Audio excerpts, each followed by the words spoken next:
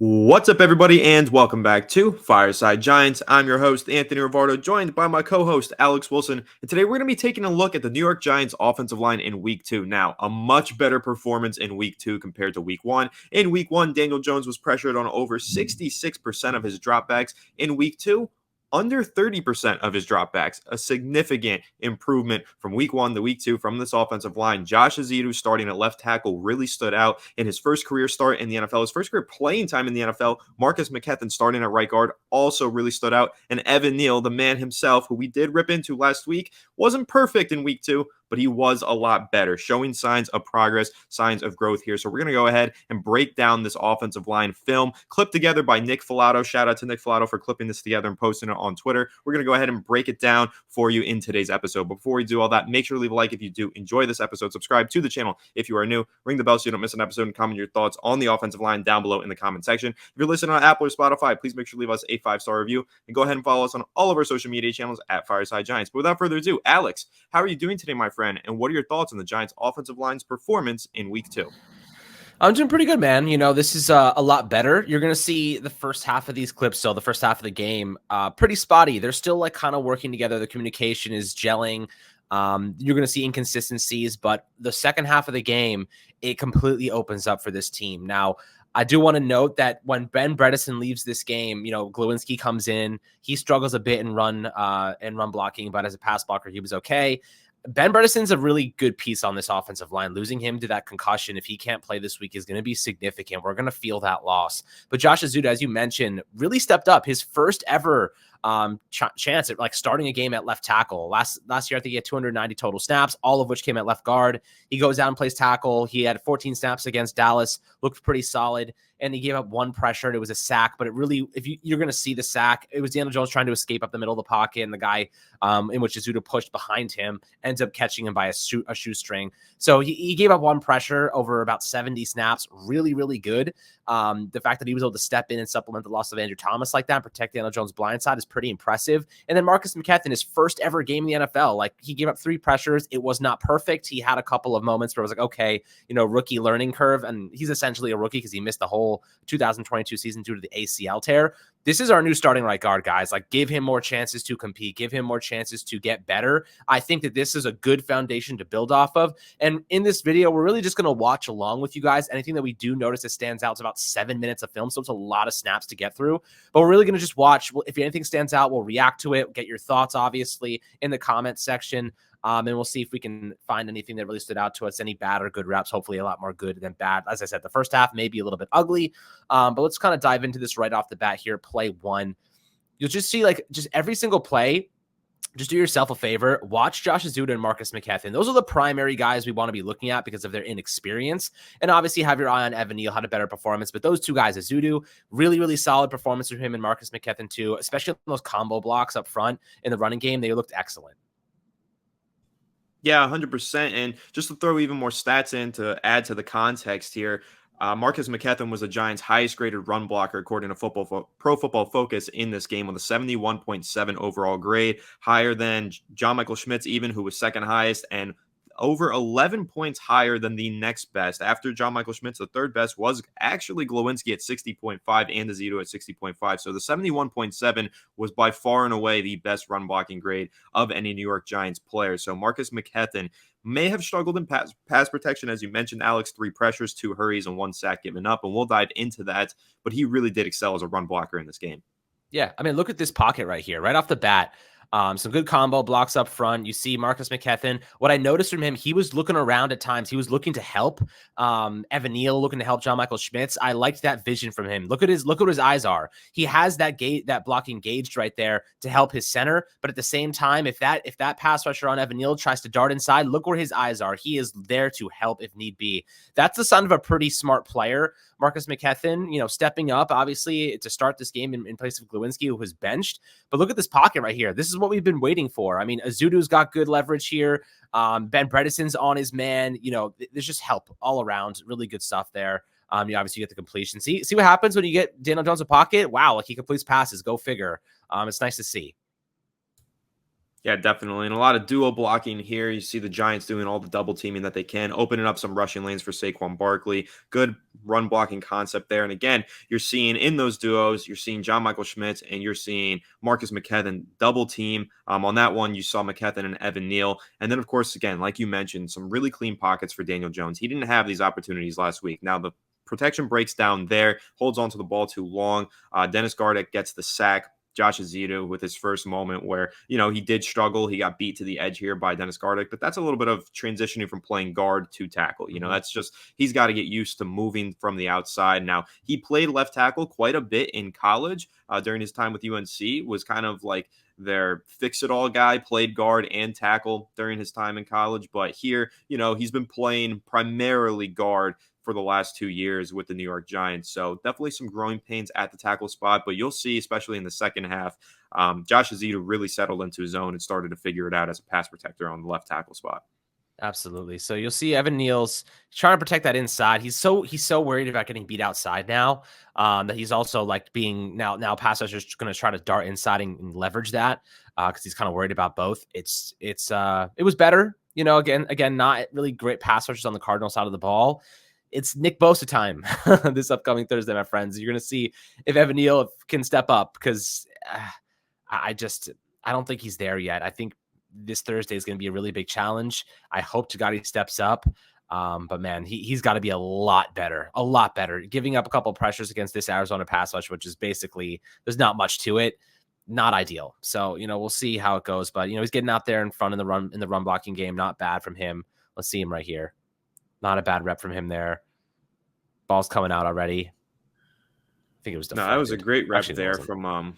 from Josh Azidu. He was going up against a defensive back, though. It was a blitzer there, but that's the deep ball to Darius Slayton that fell incomplete, but a really good job anchoring there from Josh Azidu and giving Daniel Jones a clean pocket to step up into. There's also the aspect of, yes, you want to stop the edge rusher from beating you to the edge, but also if you can push him off the line, you can give Jones a pocket to step into. Jones did have a pocket to step into here. Not the best throw, but he made up for it later on in the second half with 2 deep bombs to Jalen Hyatt, which we'll break down on the channel tomorrow. But here you see a very clean pocket. Azidu gave him enough space to step into this throw. Had he done that, this might have been a huge gain for the New York Giants. I mean, yeah, if this ball was 5 yards deeper, this is a walk-in touchdown. I mean, Slayton has to slow down here, and if he just keeps going, if he's going full speed, there's no chance this corner's catching up. Yeah, that was unfortunate, but thankfully, Daniel Jones didn't make the same mistake twice. Well, incompletion there. Let's see. Azudu, really good rep by Azudu there. I really liked what Azudu was doing. It kind of reminded me of when Nate Solder was good when he was at the Patriots. A lot of times Tom Brady would step up into the pocket and then Nate Solder would push him behind. Gave him a lot of action. That momentum would just carry the pass rusher well beyond any chance of actually impacting that play. So Azudu did a pretty good job, like of just not getting beat inside. Like as a tackle, you don't want to get beat inside, obviously. Did a good job of just kind of shielding the pass rusher off to the outside. If Evan Neal continues to struggle, I'm of the perspective that maybe Josh Azudu should be getting some reps during practice and right tackle as a potential option to transition him. I think it wouldn't be out of the realm of possibility that we would see something like that occur. Yeah, I think that would be tough to make happen considering Azidu has played on the left side of the line for the entirety of his NFL career and his collegiate career. He's always left tackle, left guard. So switching to the right side might be tough, but it is something to keep an eye on if Evan Neal does continue to struggle. However, focusing in on Neal on this film, he's doing a good job. He's holding his own. We're not seeing him as a complete liability like we did last week. Even here, you'll see him much better with the kick step. He still gets beat on the edge. I think that there's still some problems there in terms of his foot quickness. But overall on this film, I think that Neal just put in a better effort and did a much better job of getting to the spot and holding his own against some of these Cardinals edge rushers. Like at the very exactly. So what I am noticing is he's not leaning forward that much as he was in the first game. His fundamentals look a lot cleaner here. If you just look at his actual, like getting him back into his stance, just look at his reaction timing first and foremost, because last week it was really bad. So he gets out fine. I mean, you can see he's leaning inside. He doesn't want to get beat inside. So he's kind of opening up that opportunity for him to speed rush around, but then he does a good job of actually recovering there and just locking it down, locking off that edge. And, that's a good rep for him. That was probably one of his best reps of the game, of the season. That is.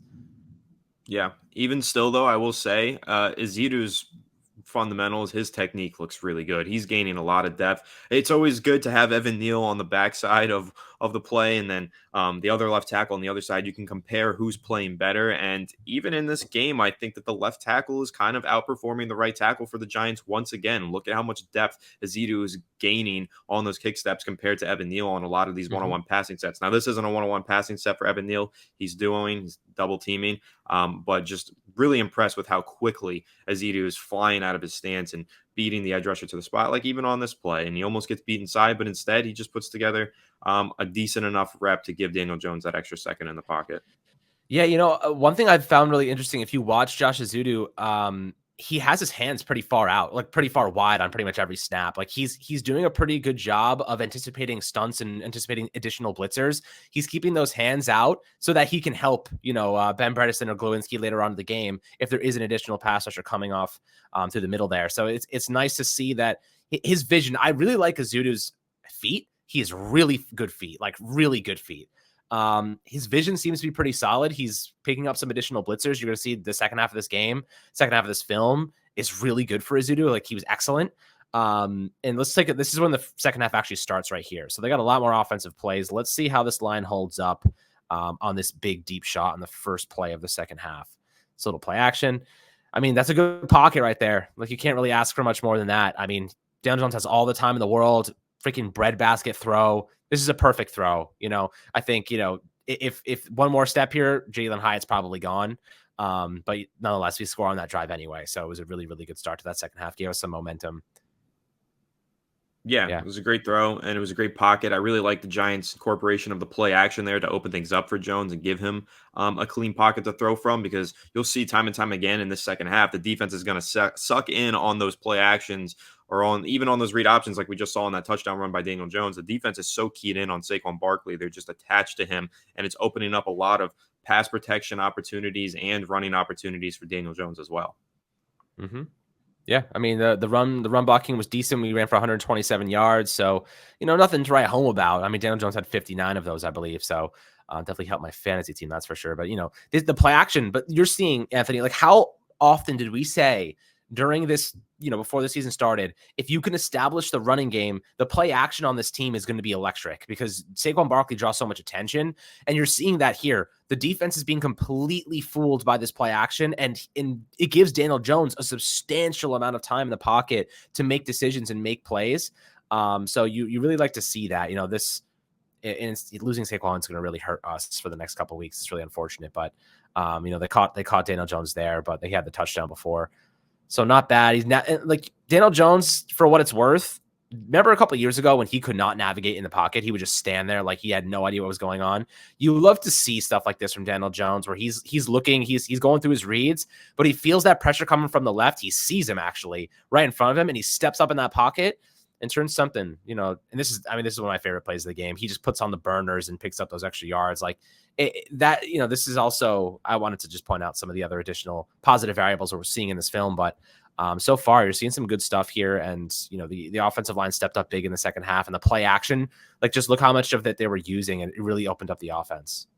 Yeah, and I have some stats on the play action that I want to dive into just to add more context to it, because, I've been banging the table, Alex. I've been saying the Giants need to incorporate more play action. When you have a bad offensive line, the best way to mitigate that is give your quarterback an extra second or two while the defense is hesitating through play action. In week one, they didn't do that. In week one, the Giants ran play action on only 9 dropbacks, 21% of Daniel Jones's dropbacks. Now, how about in week two? Well, they ran play action on 47.7% of his dropbacks, a massive increase, almost a 50-50 split. 21 of his dropbacks, only 23 without play action, but 21 with play action. And to make matters even better, his passing grade on play action passes, Daniel Jones was at a 95.0 on Pro Football Focus, an elite grade there. So, as I've been saying, use that play action to give him an extra second or two in the pocket. The Giants made that adjustment in week two, at least in the second half. They started utilizing a ton of play action, and that really opened things up in the passing game for Daniel Jones.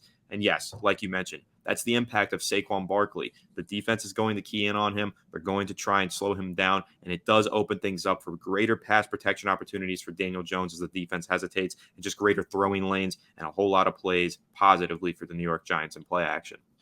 Yeah, so remember when I mentioned that video of Evan Neal yesterday or 2 days ago, where there was that one clip of him that he just looked like he lagged out or he disconnected.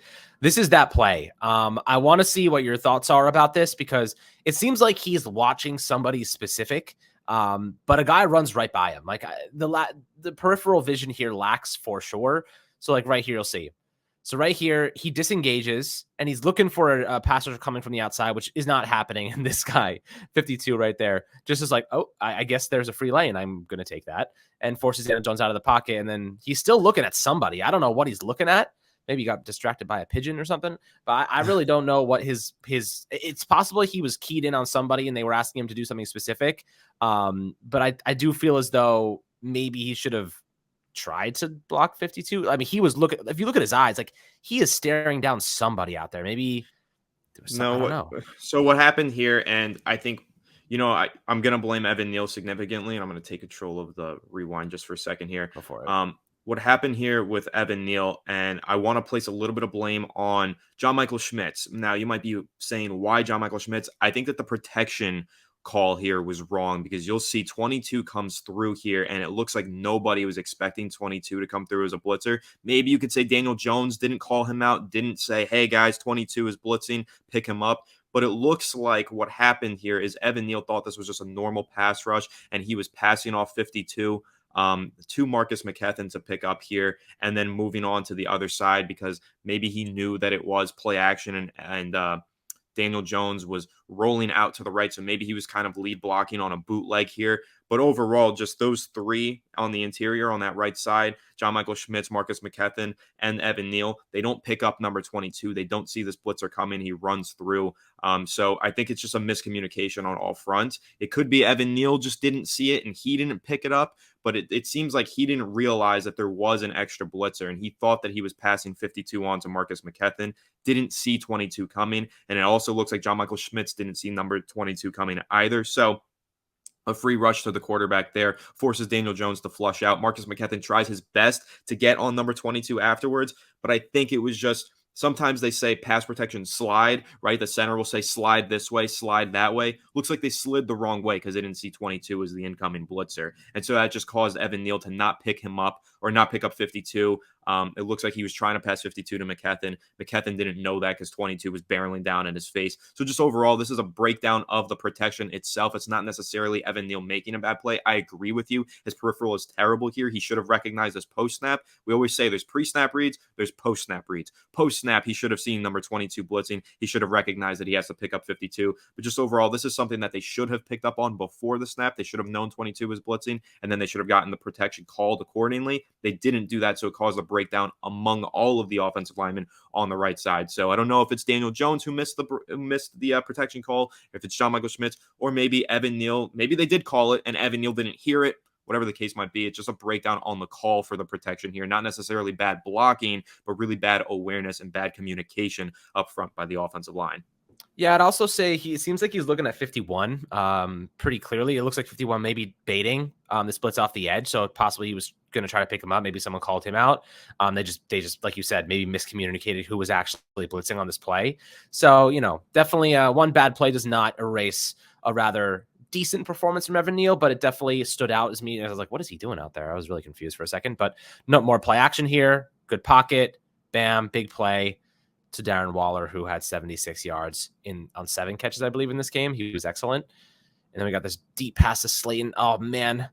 If this ball is just a foot to the right, this is a catch, and this might be a touchdown. It was just a little bit out of bounds, but it's a clean pocket. Window. This is one Daniel Jones definitely wishes he got back because he threw it out of bounds. He throws this into the end zone. It's a walk-in touchdown once again. He missed Slayton twice in this game, but they'll connect on it later. He connected twice with Hyatt. He made up for these 2 bad throws with 2 great throws downfield. But Jones wishes he got this one back. He definitely put it too far outside. This is not a pass that should have been outside. Slayton did an excellent job stacking the corner, had his opportunity to get into the end zone and score a touchdown here. Jones should have put this on the inside where Slayton was leading, and this would have been a touchdown. But like I said, the protection was great. He had all day to throw. He had a clean pocket. The Giants were dialing up deep shots for Jones, and the offensive line was doing a hell of a job protecting on those deep shots and giving him those opportunities to throw the ball downfield, because you can't take those deep shots. We've been saying this for the last 5 years. You cannot take those deep shots without having protection up front. Finally, in this game, we saw the Giants protect Jones, give him the opportunity to make those big-time throws. Yeah, I also liked how they, in the second half, they basically told Daniel, if you see an opening in the offensive line, take it. Like he was running through those gaps. Like there were times against Dallas that there would be openings and he wouldn't take them. He was trying to stay in the pocket and throw the football. But I feel like in the second half here, they were like, all right, like if you see an opening, run through that hole. Because I feel like they gave him a little bit more creativity. I mean, you can see, look what he's doing. I mean, he's just playing football, being instinctive, and I like that a lot about it. That was a great job, and I want to rewind to that play again just because, once again, you're seeing number 22 come free as an unprotected blitzer. So there was something going on in the calls up front on the protection where they just were not picking this guy up. He comes through. It's the exact same blitz. Now you're seeing Evan Neal this time double teaming on the defensive lineman, but they just didn't see number 22 coming. They were failing to pick up this blitzer. So the Cardinals, Jonathan Gannon, credit to him, head coach of the Cardinals, great defensive coordinator with the Eagles beforehand. You saw the Eagles do a lot of this last year against the Giants, send these blitzers from areas that the Giants just weren't expecting it. And you're seeing it here on this film. Number 22 keeps getting these free rushes. Daniel Jones does an excellent job, hurdles over him in the backfield and extends the play. But once again, there's some sort of miscommunication up front. So I don't know where you fans want to place your blame, whether you want to place that on Jones, Schmitz, or Bobby Johnson, the offensive line coach. But there is a pattern here. The Giants are failing to recognize a lot of these blitzers. Now, I know you're not going to be perfect every single play. You're going to miss some calls on the protection. You're going to let some blitzers come free. But the fact that it was a repeat offense with number 22, he just kept getting through unblocked. There was something going on up front where they weren't communicating well enough to pick up this blitz. Because once again, this could have been a sack, but Daniel Jones just made a hell of a play. Yeah. Very good observation, I would say. Let's keep it rolling here. So Giants obviously scored 31 points to 8 points in the second half. Jones was slinging the rock, man. I mean, he was threading the freaking needle all the second half. That was one of the best second half performances I've seen. And, offensive line gave him a pocket, gave him some time to throw the ball and see what happens. Play action again. Throws it away. Smart play. How many times have we seen Jones try to make a play out of that in the past and him turn that over? That I love to see him getting a little bit more like non-risky with his decision making. That one throw last week with Stephon Gilmore picked it off. I don't think he's going to make that same mistake again. He even said he was like, I wanted to throw that away, and then I just freaking threw it anyway. Look at him navigate the pocket. It's really nice to see. This is a Daniel Jones that we did not see in the past. I mean, this pocket is there originally, but watch how he slides. He sees that, Evan Neal pushing his defender back or his pass rusher back, and he just slides into space. Bam, makes a play, and that's a touchdown. Like, that's a nice play. That's a touchdown. And I will say on that play, you saw both of those edge rushers come down, speed rush, and I think that they did make an adjustment from a coaching standpoint and told Azidu and Evan Neal, when that happens, when they take that straight line, they're going vertical on you as pass rushers, just push them back and let Daniel Jones step through it. And then they made that adjustment, and look at Daniel Jones navigating the pocket, as you said, stepping through, making a quick throw out to the flat. Saquon Barkley does the rest for a touchdown. So I do think that this is a coaching adjustment and a great coaching adjustment for what it's worth, probably by Bobby Johnson, recognizing on the film on the sideline on one of those Microsoft tablets or whatever, seeing what the edge rushers were doing and saying, just push them by and let Daniel Jones step up through the pocket and make a play. Just look, there are times here where the pocket is collapsing. But look at what, like I said before, they told Daniel Jones, you see an opening, man, you freaking take that opening right here. I mean, this is a decent pocket. This is a good pocket. Like he could throw the ball here. He's a guy crossing over the middle. It's hard to see behind him. So there might be a safety there crashing down, but he sees nothing he likes. And he sees that hole open up and bam. And look what he does here. He doesn't give up on this play. The one thing I'll give Jones a lot of credit for is he's not afraid to take hits and he's not afraid to extend plays. There are two guys on his freaking heels. And watch what he does here. And by the way, nice block on the outside there. I can't tell who it is just yet. I think it's Daniel Bellinger. Had a really good day blocking, by the way. If you watch him, I watched this whole clip before multiple times, and all I saw, there was parts of it where I was just like, Daniel Bellinger is blocking the hell out of these guys. Does he catch passes all the time? No, but man, does he block really well. And look at Vanilla Vic, just turn on the freaking afterburners. Beautiful speed there. It's really nice. Another play action, great pocket.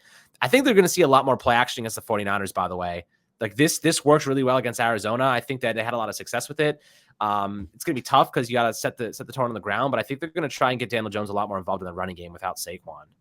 More No, design like I stuff. said, that they ran play action almost 50% of the play. And I'll rewind this if you can here, because on this play in particular, I want to show how this isn't really even the offensive line creating this pocket. This is the play call. This is the play action. Look at how the entire defense is going to that side where the play action went. And then you just have a two-man rush left over. The other guys are run defending on Saquon Barkley. He doesn't even have the ball. And then you just have a two-man rush. You have the double team on the backside on the edge rusher. And then it's just one-on-one with Evan Neal. He gives Daniel Jones enough time, and he throws a deep bomb. Breaking that one down further in the Jalen Hyatt video, but that was a really, really great play call by whether it was Mike Kafka or Brian Dable, but a great play design by the two of them to set up some clean pockets for Daniel Jones through play action.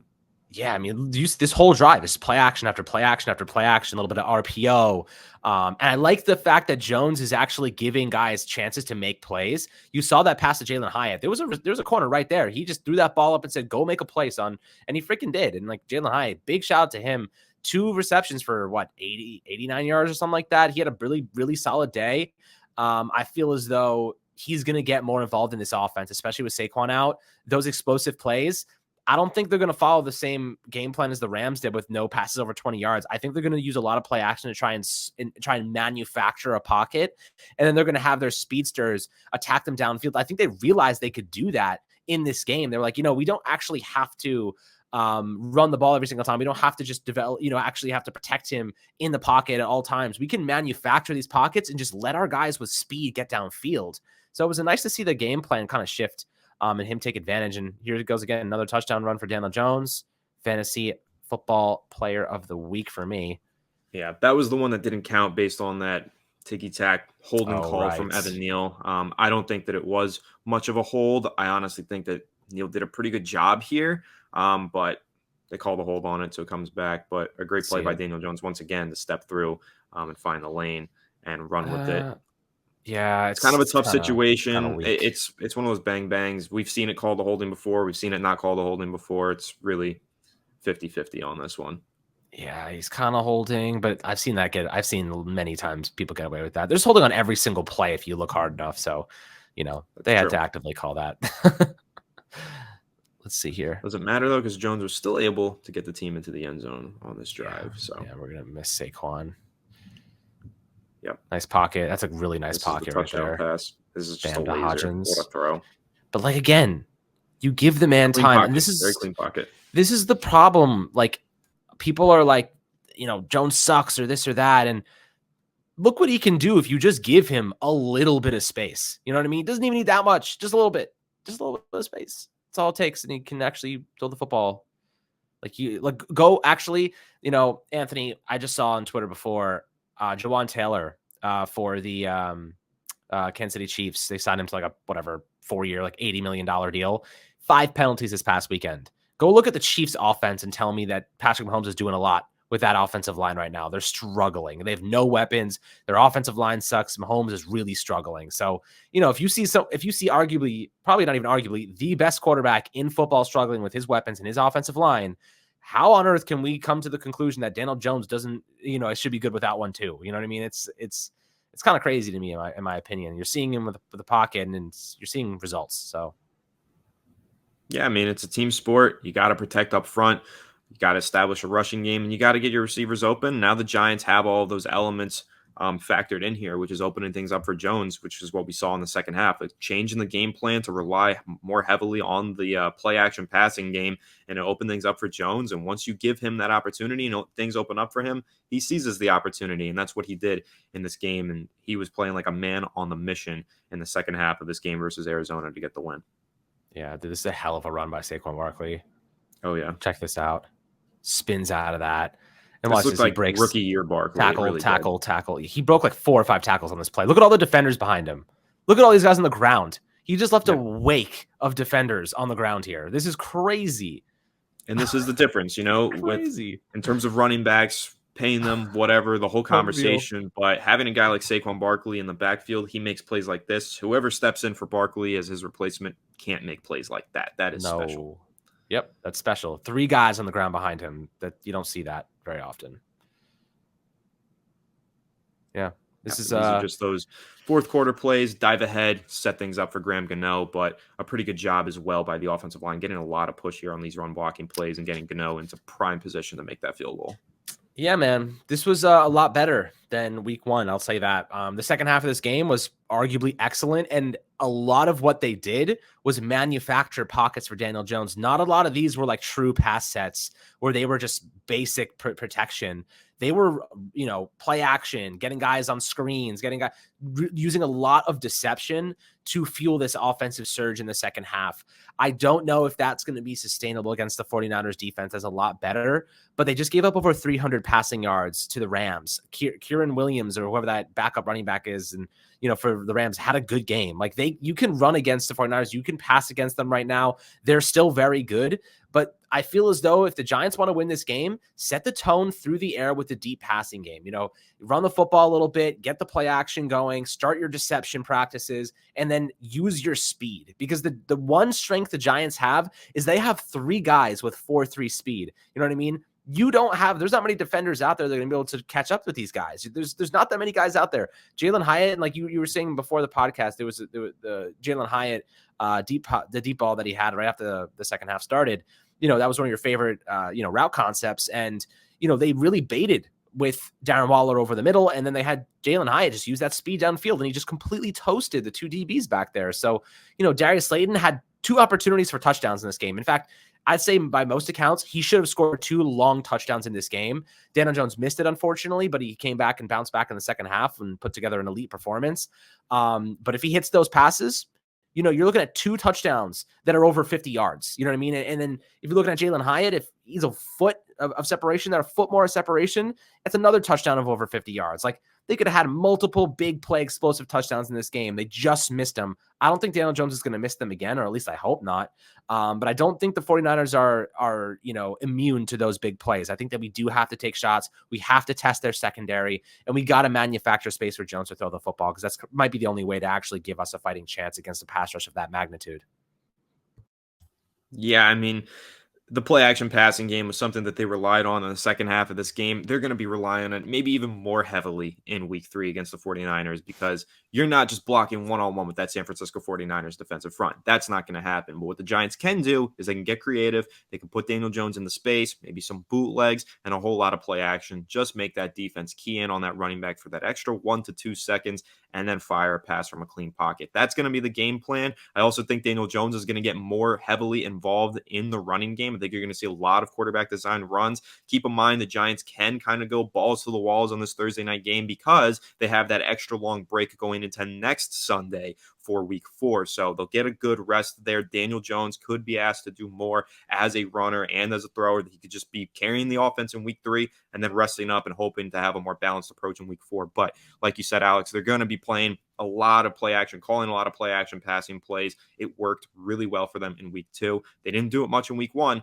but they made the adjustment in week 2. And I think in week 3, it's going to be the primary focal point of the offense. I even think you could see play action on over 60% of the dropbacks in week 3, considering they had so much success on 47% of them. I think they're going to rank that up and get up to probably close to 60% of Daniel Jones's dropbacks are going to be off the play action. And I think that's an excellent game plan. And I know that everybody's going to be counting the Giants out on Thursday night, but when Daniel Jones is playing that level of football that we saw in the second half, you cannot count out this team. So I'm going to keep a positive mindset here and say that the Giants, with the right game plan, the right play calls, and the right game, the right performance out of Daniel Jones, they do have a fighting chance against everybody, including the San Francisco 49ers on Thursday night. So I'm really excited for that matchup, regardless of us being the underdogs. I'm thrilled, and I can't wait to hopefully see this offensive line build on the success of their week 2 performance and go into week 3 and hit the ground running. So we'll, of course, continue to break down the New York Giants and discuss that week 3 matchup, previewing it, reacting to it, and everything else this week on the channel. So make sure to leave a like if you did enjoy this episode. Subscribe to the channel if you are new. Ring the bell so you don't miss an episode. Comment your thoughts on the topic down below in the comment section. If you listen on Apple or Spotify, please make sure to leave us a 5-star review